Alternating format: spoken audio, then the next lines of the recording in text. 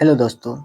तो आज से हम लोग देखने वाले हैं यूथ कंपटीशन का बुक वास्तुनिक सामान्य ज्ञान बिहार के लिए, जिसमें कि हम आज स्टार्ट करेंगे इतिहास। इतिहास जो कि बिहार की परीक्षाओं में आए हुए हैं, बीपीएससी परीक्षाओं में आए हुए हैं, उन सभी प्रश्नों को हम करेंगे ऑब्जेक्टिव के रूप में, एमसीक्यू के रूप में करेंगे। तो चलिए हम लोग बिना देर किए स्टार्ट करते हैं। अगर आपको ये श्रृंखला अच्छी लगे तो हमारे वीडियो को लाइक करें और हमारे चैनल को सब्सक्राइब करें। तो चलिए बिना टाइम गवाए हम शुरू करते हैं क्वेश्चन आंसर।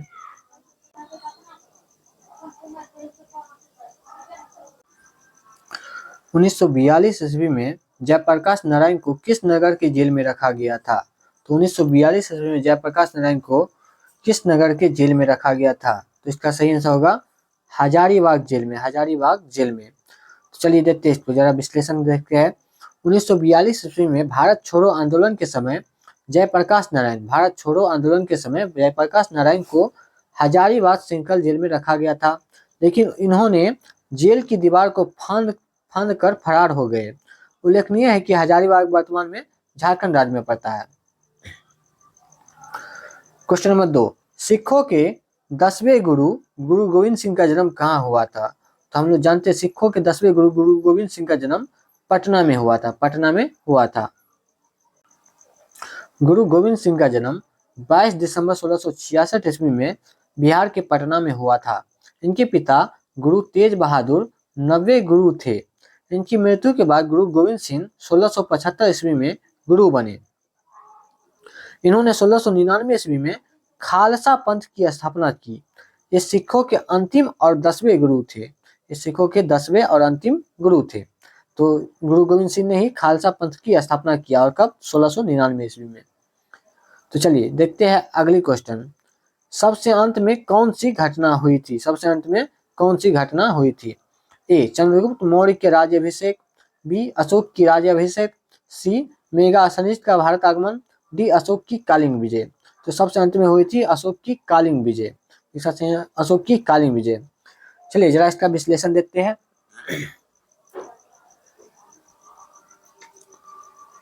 चंद्रगुप्त मौर्य का राज्याभिषेक 321 ईसा पूर्व हुआ था।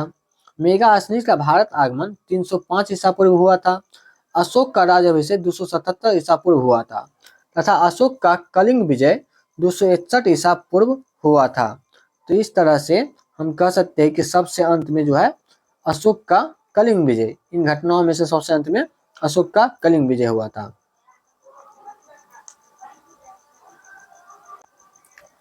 चलिए क्वेश्चन नंबर 4 देखते हैं। आजाद दस्ता बिहार में किस आंदोलन के दौरान सक्रिय रहा? ए, चंपारण सत्याग्रह, बी, असहयोग आंदोलन, सी, सविनय अवज्ञा आंदोलन, डी, भारत छोड़ो आंदोलन, ई, उपरोक्त में से कोई नहीं, इनमें से इत्यादि। तो ये क्वेश्चन जो है 67वीं बीपीएससी में पूछा गया था। तो चलिए देखते हैं, इसका सही आंसर होगा भारत छोड़ो आंदोलन के दौरान। आजाद दस्ता जो है बिहार में भारत छोड़ो आंदोलन के दौरान सक्रिय रहा था। तो चलिए इसका विश्लेषण देखते हैं। भारत छोड़ो आंदोलन के समय जयप्रकाश नारायण के नेतृत्व में नेपाल के राजविलास जंगल में आजाद दस्ता नामक संगठन का कार्यालय खोला गया, जिसके माध्यम से युवा क्रांतिकारियों को प्रशिक्षण दिया जा सके।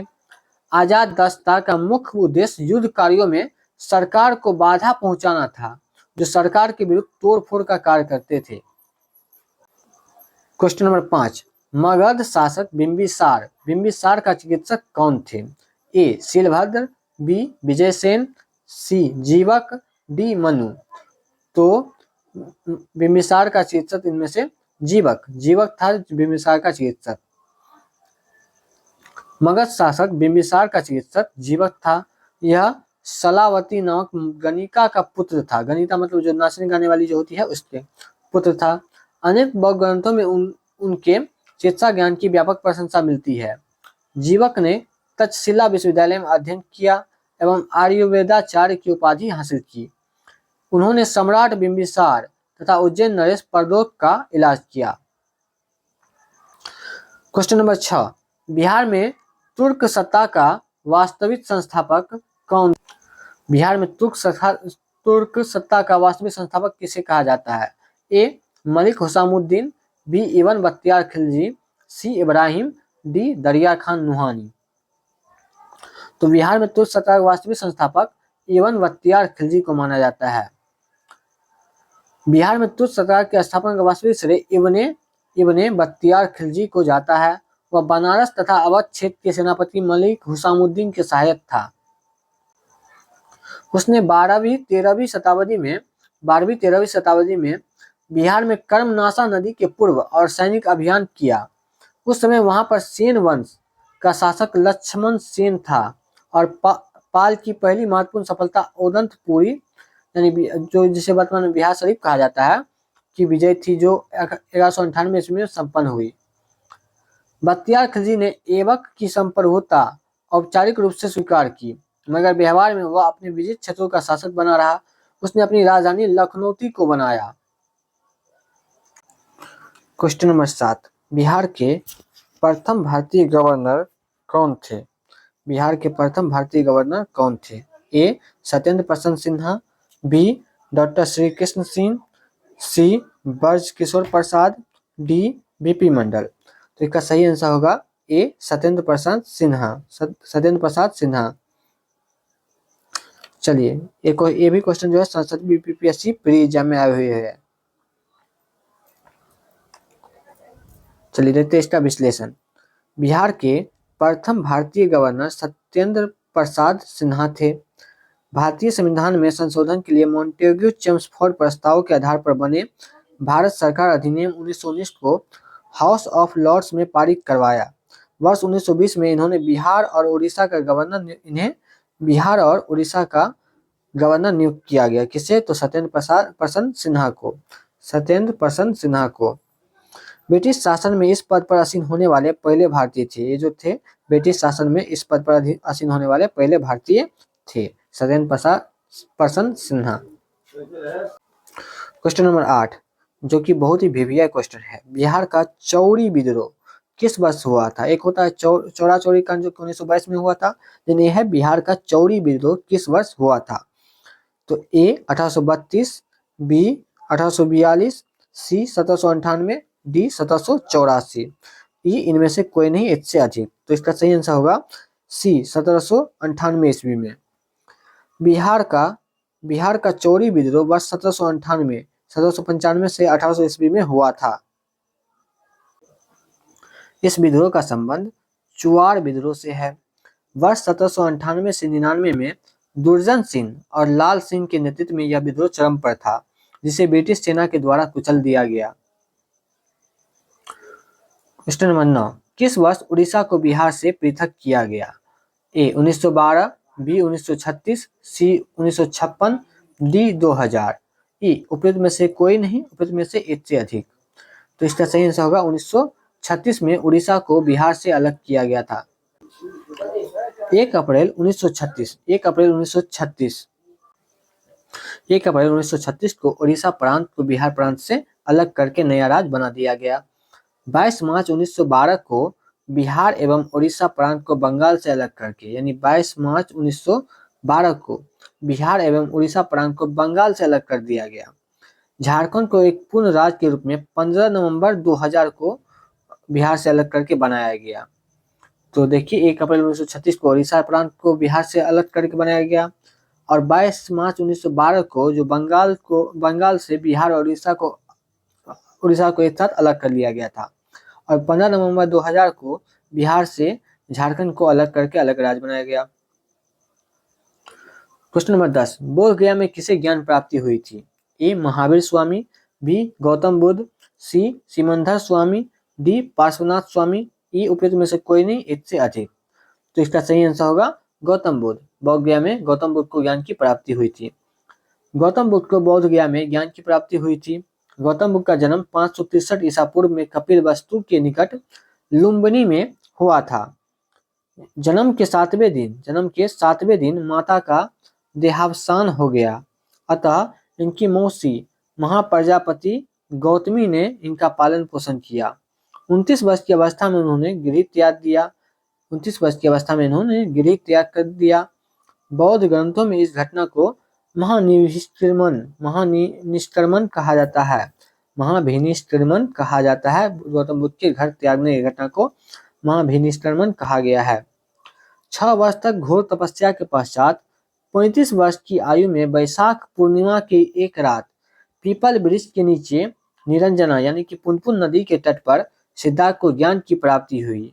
ज्ञान की प्राप्ति के बाद उसका नाम गौतम बुद्ध पड़ गया।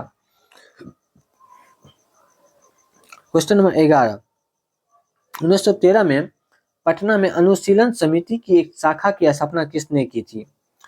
ए रामानंद सिन्हा, बी सतीश झा, सी सचिंद्रनाथ सान्याल, डी विपिन झा, ये उपयुक्त में से कोई नहीं, एक से अधिक।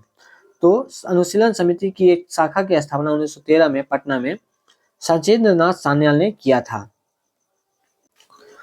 1913 ईस्वी में पटना में अनुशीलन समिति की एक शाखा की स्थापना सचिंद्रनाथ सान्याल ने की थी। इसके प्रमुख गतिविधियों में जगह जगह पर शाखाओं के माध्यम से नवयुवकों को एकत्र करना, उन्हें मानसिक व शारीरिक रूप से शक्तिशाली बनाना ताकि वे अंग्रेजों का डट कर मुकाबला कर सके, उनकी गुप्त योजनाओं में बम बनाना, शस्त्र प्रशिक्षण देना और अंग्रेज अधिकारियों की हत्या करना था। Question number 12, Bihar Samajwadi party 1931 ईस्वी का गठन किसने किया था? बिहार समाजवादी पार्टी का गठन किसने किया था? ए फूलन चंद्र तिवारी और राजेंद्र प्रसाद, बी फूलन प्रसाद वर्मा और जयप्रकाश नारायण, सी राजकुमार शुक्ल और स्वामी अग्निवेश, डी स्वामी सहजानंद और स्वामी योगानंद, ई उपयुक्त में से कोई नहीं, एक से अधिक। तो ये क्वेश्चन जो है 67वीं बीपीएससी में आए हुए हैं। तो चलिए इसका आंसर देखते हैं। इसका आंसर होगा फूलन प्रसाद वर्मा और जयप्रकाश नारायण ने बिहार समाजवादी पार्टी का गठन किया था 1931 ईस्वी में। तो देखिए 1931 ईस्वी में बिहार समाजवादी पार्टी का गठन फूलन प्रसाद वर्मा और जयप्रकाश नारायण ने मिलकर किया था। यह पार्टी आरंभ से ही सरकार द्वारा श्रमिक आंदोलन के विरोध, कृषकों के प्रति अत्याचार और राजनीतिक बंदियों से दुर्व्यवहार के प्रश्नों पर विरोध प्रकट करता रहा। 1934 ईस्वी में पटना के अंजुमन इस्लामिया हॉल में बिहार समाजवादी पार्टी की औपचारिक स्थापना हुई। इसके अध्यक्ष आचार्य नरेंद्र देव, अध्यक्ष जो थे आचार्य नरेंद्र देव और महासचिव जयप्रकाश नारायण थे।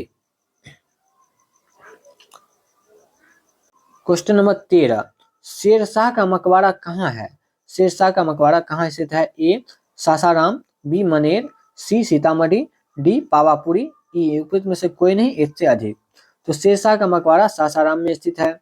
शेरशाह का मकबरा बिहार के रोहतास जिले के सासाराम में स्थित है। यह मकबरा भारत इस्लामी वास्तुकला का एक सर्वश्रेष्ठ उदाहरण है। इसे वास्तुकार मीर मोहम्मद अलीवाल द्वारा डिजाइन किया गया था। यह एक अष्टकोणीय मकबरा है जो एक कृत्रिम झील के मध्य में स्थित है, झील के बीच में स्थित है।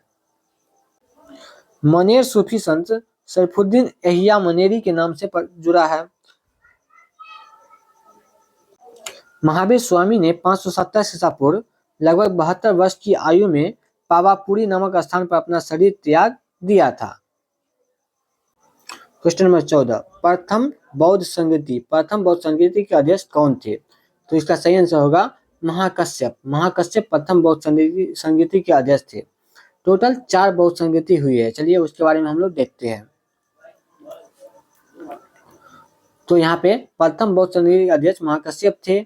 बौद्ध धर्म के विकास के लिए कुल 4 बौद्ध संगीतियों का आयोजन किया गया है जो निम्न है।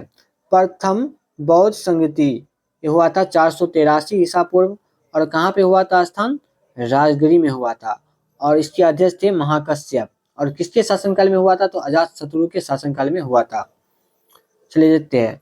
द्वितीय बौद्ध संगीति ये हुआ था 383 ईसा पूर्व और ये हुआ था वैशाली में और इसके अध्यक्ष थे सुबुकामी या इसे साब कमीर भी कहते हैं और ये काला अशोक के शासनकाल में हुआ था। तृतीय बौद्ध संगीति जो है 247 ईसा पूर्व में हुआ था और ये हुआ था पाटलिपुत्र में और ये इसके अध्यक्ष थे मोगलीपुत्र तिस और ये अशोक के शासनकाल में हुआ था।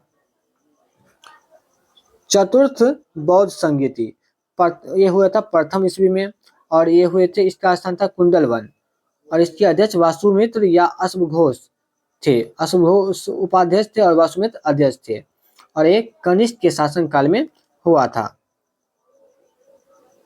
तो हम लोगों ने देखे टोटल 4 बौद्ध संगीति हुए थे।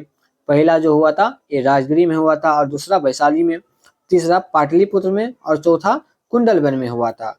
तो पहले के अध्यक्ष थे महाकश्यप, द्वितीय के शुभकामी, और तीसरे के मोगली पुत्र तिस्स, और चौथे के वासुमित्र, और अश्वघोष जो थे इसके उपाध्यक्ष थे। क्वेश्चन नंबर 15, गांधी जी को चंपारण आने का आमंत्रण किसने दिया था? तो गांधी जी को चंपारण आने का आमंत्रण राजकुमार शुक्ल ने दिया था, राजकुमार शुक्ल ने दिया था। चंपारण के किसान राजकुमार शुक्ल ने गांधी जी से लखनऊ में भेंट किया, लखनऊ में भेंट की और उनसे चंपारण आने का आग्रह किया। गांधी जी ने सत्याग्रह का पहला बड़ा प्रयोग 1917 ईस्वी में बिहार के चंपारण जिला में किया। यहाँ नील के खेतों में काम करने वाले किसानों पर यूरोपीय बागान मालिक बहुत अधिक अत्याचार करते थे। किसानों को 1 बीघा जमीन के 3/20 भाग पर नील की खेती करना तथा उन्हें बागान मालिकों द्वारा तय दामों पर बेचना पड़ता था। इसे तिनकठिया पद्धति भी कहा जाता है। एनजी रंगा ने महात्मा गांधी के चंपारण सत्याग्रह का विरोध किया था। तो चंपारण सत्याग्रह का विरोध किसने किया था? तो एनजी रंगा ने। जबकि रविन्द्रनाथ टैगोर ने चंपारण सत्याग्रह के दौरान उन्हें महात्मा गांधी को महात्मा की उपाधि दी थी, रविन्द्रनाथ टैगोर ने। तो आज हम 15 क्वेश्चन देखे, इसी तरह से हम आगे भी 15 क्वेश्चन करेंगे कल की क्लास में। यदि आप लोग को क्लास अच्छा लगता हो वीडियो को लाइक करें और चैनल को सब्सक्राइब करें। Thank you.